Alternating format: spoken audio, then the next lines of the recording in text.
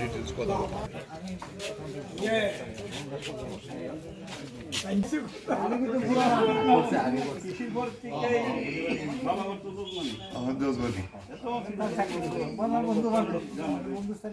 না না ওই যখন স্কুল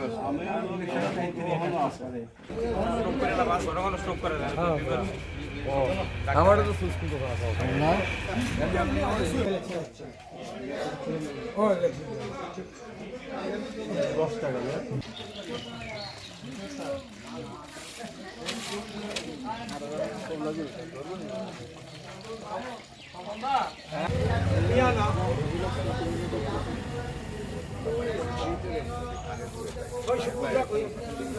প্র্যাকটিস লাগাই দিও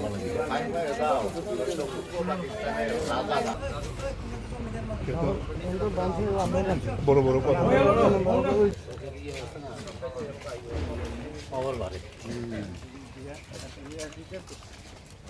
তো করবোই। ইন্দ্রনগর এবং কৃষ্ণনগর এলাকায় সারা ভারত কৃষক সভার সভ্য সংগ্রহ অভিযানে বেরিয়েছে। প্রতিটি বাড়ি বাড়ি যাচ্ছি এবং আমরা বলবো যে একটা উল্লেখযোগ্য সাড়া প্রায় প্রতিটি বাড়িতেই যারা কৃষক তারা আমাদের সাহায্য করছেন, মেম্বারশিপ গ্রহণ করছে এবং প্রতিটি বাড়িতে আরেকটা যেন লক্ষণীয় যে কৃষক এবং তার স্ত্রী কিষানি যাদেরকে আমরা বলি তারাও সম্পদ সংগ্রহ করছে। এইভাবে আমরা গোটা রাজ্যেই আমাদের এই কৃষক সভার সভ্য সংগ্রহ অভিযান চলছে, গোটা নভেম্বর মাসব্যাপী চলবে।